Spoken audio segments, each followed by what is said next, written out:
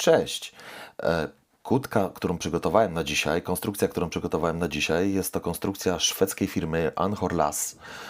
Jest to model 833-3. Jest to jeden z wielu modeli, które ta firma oferuje. Jest to jeden z większych modeli oczywiście, które oni tutaj proponują swoim klientom w ofercie. Kłódka jest to kłódka dyskowa. Jeżeli chodzi o jej zamek, no tutaj za całą konstrukcję cylindra, który jest w środku, jest to cylinder dyskowy. No można powiedzieć, że obecnie zalicza się tego typu cylindry do najtrudniejszych do otworzenia praktycznie na świecie. Sam ten konkretny egzemplarz z tej konkretnej firmy no jest tutaj uznawany przez praktycznie wszystkich ubezpieczycieli na świecie jako zdecydowanie pożądany do zabezpieczania mienia wysokiej wartości, bo ona tutaj do tego służy, czyli mam na myśli jakieś, nie wiem, kontenery, jakieś obiekty, nie wiem, rządowe, w tym jakieś transporty, które ściśle muszą być kontrolowane. Na pewno ona spełni swoje w tym momencie zadanie. Jeżeli chodzi o samo wykonanie tej kłódki, samo body jest wykonane ze stali w tym momencie hartowanej. Oczywiście w tym momencie nie mamy już opcji zastosowania obecnie czegoś chyba twardszego niż ta stal w takiej szerszej produkcji. Podobnie jak szekla, która jest tutaj u góry. Body jest niesamowicie ciężkie. Za chwileczkę zobaczycie masę tego kolosa na ekranie. No jak widzicie, to jest zdecydowanie ciężki kawał stali. To jest prawie 800 gram naprawdę solidnego bloku hartowanej stali. Podobnie rzecz się ma z szeklą. Już Wam pokazuję, oj, przepraszam, wyjechałem z ekranu. Już Wam pokazuję, jaka jest jej grubość. Ja sobie tu przygotowałem suwmiarkę. Wyzerujmy ją odpowiednio. Sama szekla ma ponad 11 mm, no można powiedzieć 11 mm grubości. Jest to zdecydowanie wystarczające do tego, żeby zabezpieczyć, no można powiedzieć, większość w tym momencie ładunków, większość miejsc, które należy zabezpieczyć i nawet zdecydowanie więcej niż wystarczające. Ja sobie pozwolę tutaj ogólnie pokazać Wam, jak ona działa. Sam klucz, tutaj no, na chwilkę ją odłożę, będzie łatwiej, bo to jest jednak zdecydowanie ciężkie. Sam klucz, tak jak Wam powiedziałem, jest w tym momencie kluczem do zamka dyskowego. O ile dobrze pamiętam, akurat ten egzemplarz posiada 11 aktywnych dysków, także jest to dość dużo, bo jest to praktycznie 2 więcej niż w większości tych najlepszych konstrukcji, które są oferowane na świecie. Dość ciekawy jest również jego profil. Nie wiem, czy to będzie widać. O, tak, teraz będzie zdecydowanie widać. Nie jest to przede wszystkim profil ablojowski, można powiedzieć, bo tutaj mamy w tym momencie do czynienia z inną firmą. Jest on ścięty z jednej strony, co tutaj stwarza pewne różnice w napinaniu tutaj tej konstrukcji. To jest tutaj zdecydowanie dobrym sygnałem. O, nie wiem, czy to z tej strony chyba to wchodzi, tak. Sama konstrukcja oczywiście działa bardzo płynnie, przekręca się rewelacyjnie. Tutaj mamy w tym momencie tak zwaną szeklę wolną. Jeżeli byśmy chcieli, ponieważ tutaj ta garda jest zablokowana z każdej strony, wyciąga się ją na zewnątrz z racji tego w tym momencie, żeby można było łatwiej założyć to na okucie. Całą szeklę zakładamy, później całą kłódkę podpinamy od dołu. Jest to również dobre zastosowanie w przypadku, kiedy stosujemy, nie wiem, na przyczepach samochodów ciężarowych, na kontenerach okucia, gdzie szekla jest zakładana od góry w takie okucie i cały korpus w tym momencie wchodzi od dołu. Zdecydowanie również ułatwia to zapinanie, ponieważ jak widzicie, mamy tutaj całą pełną gardę, nie jest ona wycięta z jednej strony, czyli mielibyśmy zdecydowane utrudnienie, jeżeli ta szekla była niezwalnialna. Zwróćcie uwagę do środka, nie wiem, czy będzie to widać. Oczywiście wszystko jest zabezpieczane kulkami z jednej i z drugiej strony, one ładnie wyskakują. Mamy olbrzymie dreny, jeżeli chodzi w tym momencie o usuwanie wody z tej kłódki. No, ta stal hartowana jest mocno chromowana w tym wypadku, także można śmiało powiedzieć, że jest to dobrze zabezpieczony egzemplarz antykorozyjnie. Mam na myśli również szekle.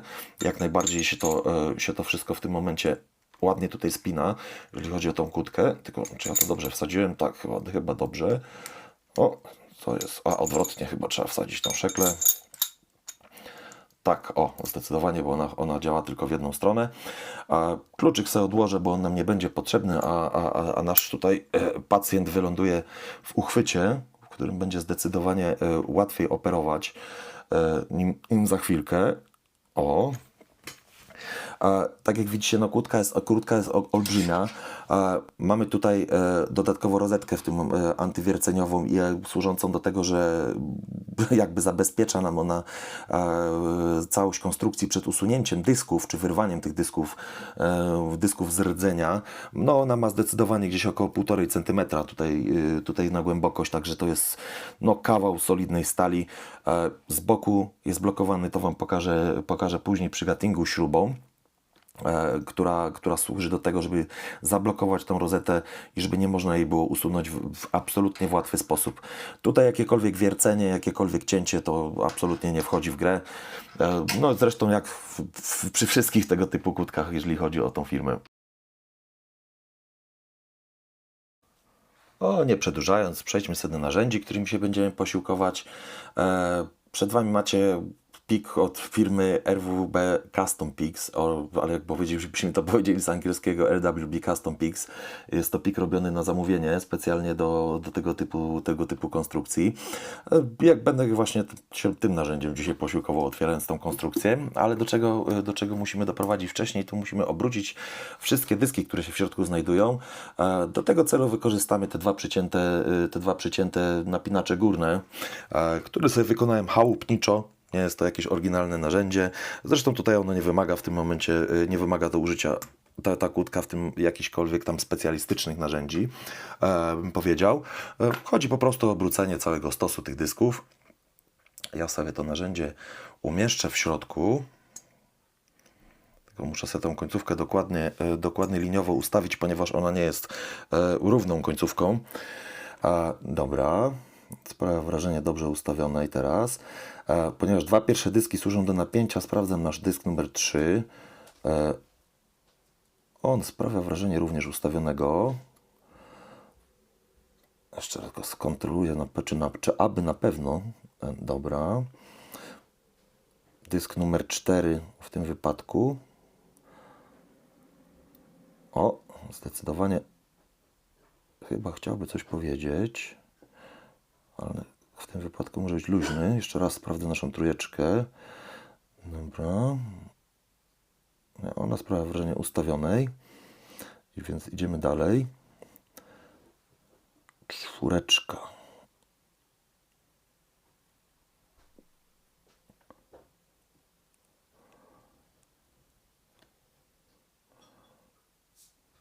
No, czwóreczka teraz nic nie chce powiedzieć. Piąteczka nasza.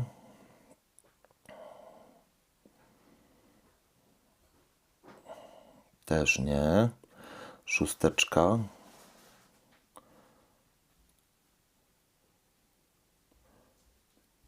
Ona też nic nie chce powiedzieć. Nasza siódemka. Siódemka sprawia wrażenie ustawionej, o dziwo. O, tak, zdecydowanie ona tutaj nam bruździła lekko. Mamy lekki ruch rdzenia, teraz jest ustawiona, tak.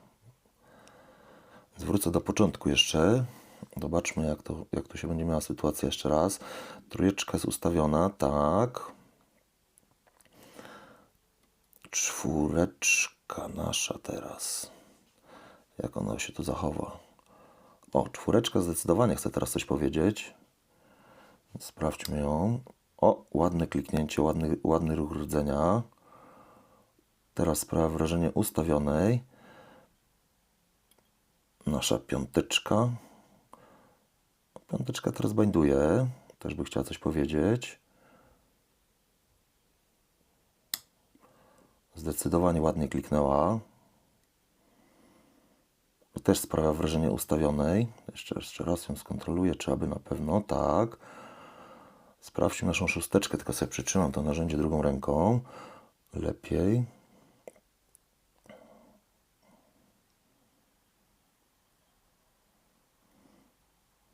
Ona też by chyba chciała coś powiedzieć. O, Nie było kliknięcia, ale był ładny ruch rdzenia. Także to jest bardzo budujące. Zobaczmy. O, zdecydowanie to brzmi i wygląda fajnie. Nasza siódemeczka. Siódemeczka jest chyba w gejcie. Ósemeczka. Zobaczmy naszą ósemeczkę. Też coś chcę powiedzieć. Ładne kliknięcie. I nie wiem, czy słyszeliście, mieliśmy właśnie otwarcie.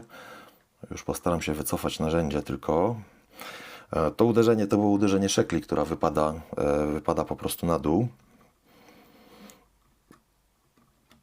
Niestety nie byłem w stanie jej zmieścić w kadrze. To narzędzie tylko wyciągnę. Zobaczę, czy się ładnie uda. A powinno się ładnie udać chyba. Chociaż jeszcze momencik. To jest coś kłopotliwe przy tym onharlasku. Tutaj dobra. Ponieważ ten otwór jest niestety nie jest symetryczny, dlatego samo wyciągnięcie naszego narzędzia jest czasami denerwujące. A jak znam życie, pewnie wiszy na spinerze. No, wychodź. O. Tak, udało się. Już Wam pokazuję, tylko tą szeklę podniosę. Tak wyglądało otwarcie tej konstrukcji. Ona jest całkowicie otwarta. Możemy sobie tutaj to podejrzeć. Ale tą szeklę to wyciągnę w tym momencie, bo raz, że za chwilę narobię szkód, a dwa, że będzie nam troszeczkę przeszkadzała w tym momencie w guttingu tej konstrukcji. O, ja sobie to umieszczę i zapnę mocno, że tak jak Wam powiedziałem, żeby w tym momencie dostać się do tych dysków, będziemy potrzebowali wykręcić śrubę. Do tego będzie nam służył klucz typu Allen, albo po polsku imbus numer 3. Ona jest tutaj z boku. Ja się postaram ją wykręcić razem z rozetką.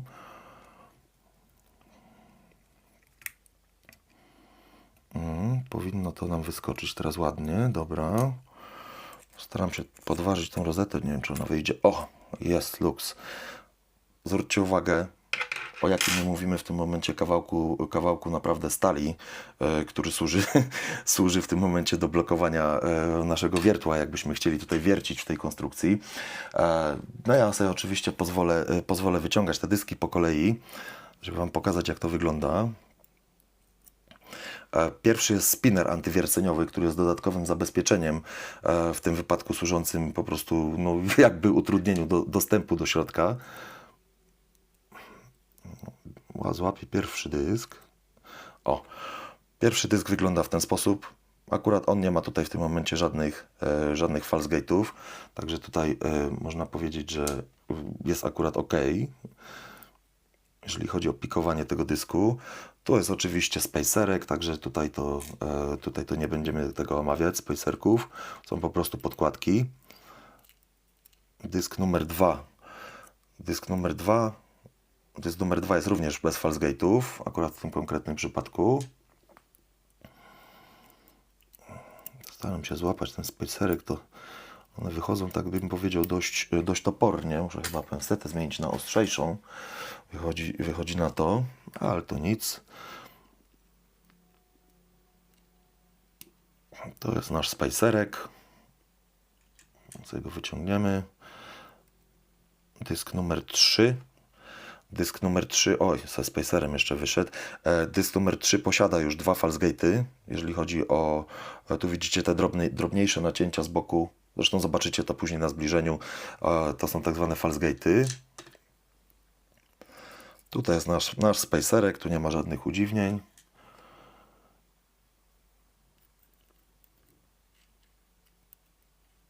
Dysk numer 4. Troszkę się to klei od jakiejś substancji, prawdopodobnie zapuszczonej przez producenta, służącej do lubrykacji.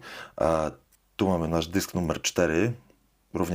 Również mamy jednego false gate'a w tym momencie na tym dysku.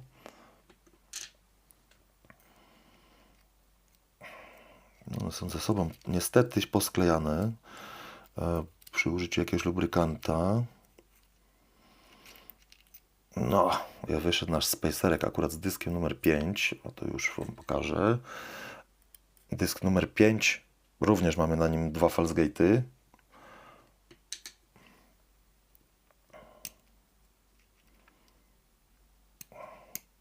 No, nasz spacerek oczywiście nie chce wyjść, ale wyciągnę go z dyskiem numer 6. O, tu jest nasz spacerek. Dysk numer 6. W tym wypadku jest to dysk czysty, bez żadnych falsegate'ów. No i oczywiście spacerek, który jest za nim. Och, te spacerki wychodzą. Dysk numer 7 również z jednym falsegate'em. No i spacer tutaj to, można powiedzieć, te podkładki to one nie sprawiają tutaj, no nie jest to po prostu nic interesującego. Dysk numer 8. W tym wypadku falsegate jest, o, nie wiem, czy uda mi się go obrócić, falsegate jest z drugiej strony. I oczywiście nasz spacerek.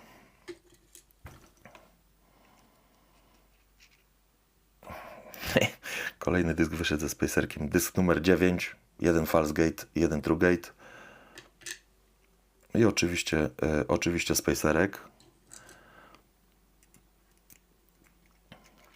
O, udało się wyciągnąć pojedynczo. Dysk numer 10. Z tego co widzę, ten nie posiada żadnych tutaj truegate'ów i falsegate'ów. Przepraszam, żadnych falsegate'ów, jest tylko jeden truegate. Wybaczcie tą pomyłkę. Jest już dość późno i trochę jestem zmęczony. Oczywiście spacerek. Tutaj żadnych udziwnień. To powinien być nasz ostatni dysk. Tak, jest to nasz ostatni dysk. Jest to dysk 10. Również bez żadnych falsegate'ów i bez żadnych truegate'ów. Nie mamy już tutaj więcej spacerków, natomiast mamy do czynienia z naszym sidebarem. Sidebar, który wchodzi oczywiście w groove'a w środku. Tego tutaj pozwolę odłożyć. Jeżeli chodzi o sam środek, już Wam pokazuję. No nie ma tutaj, że tak powiem, żadnych specjalnych. Tu można jeszcze wyciągnąć oczywiście cały stack tego dysku. Tu mamy szczelinę, w której się jest umiejscowiony sidebar. Ja sobie to tutaj wyciągnę. Nie ma tutaj żadnych specjalnych wodotrysków. Jest tylko actuator w środku. Także samo body możemy sobie odłożyć. A natomiast jeżeli chodzi o nasze gatsy, już Wam to pokazuję. Tylko jeszcze sobie ten sidebar ułożymy z boku.